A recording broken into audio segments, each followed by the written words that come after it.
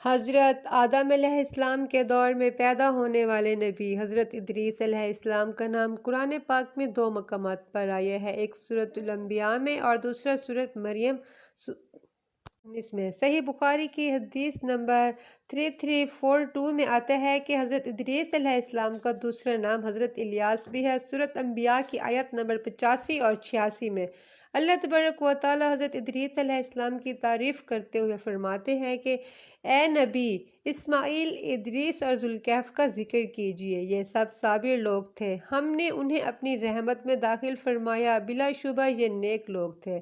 اسی طرح سورۃ مریم کی آیت نمبر 56 اور 57 میں اللہ تبارک و تعالیٰ فرماتے ہیں کہ اس مقدس کتاب قرآن مجید میں ادریس کا ذکر کیجیے، بلا شبہ وہ بہت نہایت سچے نبی تھے اور ہم نے ان کو اونچی جگہ اٹھا لیا تھا۔ اب یہاں اہم بات یہ ہے کہ جو اللہ تبارک و تعالیٰ نے ارشاد فرمایا کہ ہم نے ان کو اونچی جگہ پر اٹھا لیا، اس سے کیا مراد ہے؟ اس کی وضاحت معراج کی حدیث سے ہوتی ہے جو کہ صحیح بخاری کی حدیث نمبر 349 اور صحیح مسلم کی حدیث نمبر 164 میں موجود ہے۔ مزید اس کے علاوہ تفسیر طبری اور سورۃ مریم کی اس آیت کی تفسیر میں آتا ہے کہ حضرت عبداللہ بن عباس سے روایت ہے، حضرت ادریس علیہ السلام بہت طویل القامت شخص تھے، آپ نہایت خوبصورت چہرے کے مالک تھے، آپ بہت کم گو تھے اور صرف ضرورت کے وقت ہی کلام کیا کرتے تھے۔ حضرت شیس علیہ السلام کو اللہ پاک نے اپنی قوم پر حکمرانی عطا فرمائی تھی، جنہوں نے اللہ پاک کی شریعت کو نافذ کیا اور ایک عظیم حکمران بھی ثابت ہوئے۔ ان کے بعد حضرت ادریس علیہ السلام کو اللہ تبارک و تعالیٰ نے یہ حکمرانی عطا فرمائی۔ آپ وہ پہلے شخص تھے جنہوں نے اللہ پاک کی شریعت میں جہاد کو نافذ کیا، یعنی اللہ کی راہ میں کافروں سے لڑنے کے لیے سب سے پہلے جس پیغمبر نے اپنی قوم کو بلایا وہ حضرت ادریس علیہ السلام ہی تھے۔ قابیل نے جو حضرت آدم علیہ السلام کے بیٹے تھے، ان کی اولاد سرکش اور نافرمان اور کافر ہو گئی تھی، ان میں بدعنوانیاں حد سے زیادہ بڑھ گئی تھیں۔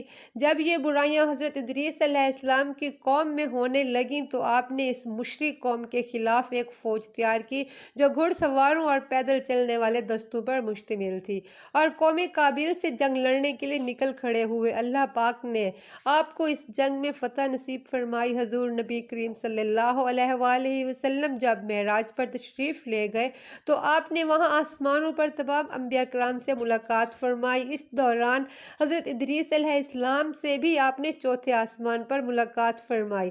حضرت عبداللہ بن عباس نے ایک بار حضرت ابن کعب بن احبار سے پوچھا، حضرت ادریس علیہ السلام کے بارے میں قرآن کریم کی اس آیت سے کیا مراد ہے، یعنی ہم نے انہیں اعلیٰ مقام عطا فرمایا؟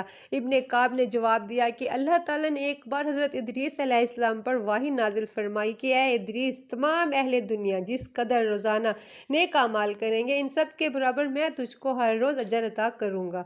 حضرت ادریس علیہ السلام نے جب یہ سنا تو بے حد خوش ہوئے اور سوچا کہ اس انعام کو بڑھانے کا واحد طریقہ یہ ہے کہ میری عمر نہایت طویل ہو۔ فرشتوں میں سے ایک فرشتہ آپ کا رفیق یا دوست تھا، آپ نے اپنے اس رفیق فرشتے سے فرمایا کہ کیا ایسا ممکن ہے کہ موت کا فرشتہ یعنی عزرائیل علیہ السلام میری موت کو ایک لمبے عرصے تک روک لے تاکہ میں زیادہ عرصہ زندہ رہ کر زیادہ اجر و ثواب حاصل کر سکوں؟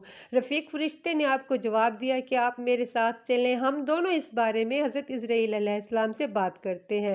آپ اس فرشتے کے پروں پر بیٹھ گئے، فرشتہ آپ کو لے کر اڑا یہاں تک کہ وہ چوتھے آسمان پر پہنچ گیا۔ وہاں موت کا فرشتہ یعنی عزرائیل علیہ السلام پہلے سے موجود تھے۔ فرشتے نے حضرت عزرائیل علیہ السلام سے حضرت ادریس علیہ السلام کی خواہش کا ذکر کیا تو انہوں نے پوچھا کہ ادریس علیہ السلام اس وقت ہیں کہاں؟ فرشتے نے جواب دیا کہ وہ اس وقت میرے پروں پر ہیں۔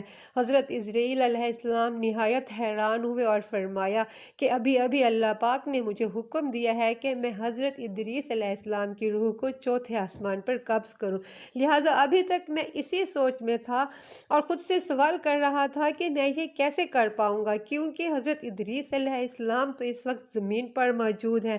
بے شک اللہ پاک بڑی حکمت والا ہے اور وہ جو چاہتا ہے کرتا ہے، لہٰذا موت کے فرشتے نے وہیں چوتھے آسمان پر حضرت ادریس علیہ السلام کی روح کو قبض کر لیا۔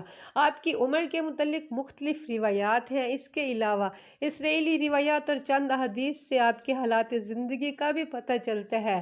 البدایہ والنہایہ میں مورخین کے مطابق آپ حضرت آدم علیہ السلام کی زندگی کے دوران 20 سال تک زندہ رہے۔ حضرت آدم کے بعد اللہ تعالیٰ نے حضرت شیث علیہ السلام کو پیغمبر منتخب کیا۔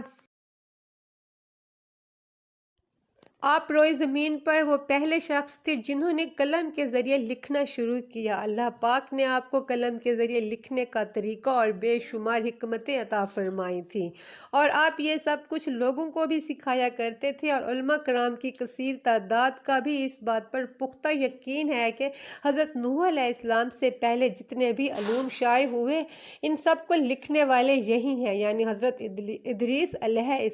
آدم علیہ السلام کی نسل میں سے ادریس علیہ السلام، کیونکہ حضرت نوح علیہ السلام حضرت ادریس کے تقریباً 300 سال کے عرصہ کے بعد تشریف لائے۔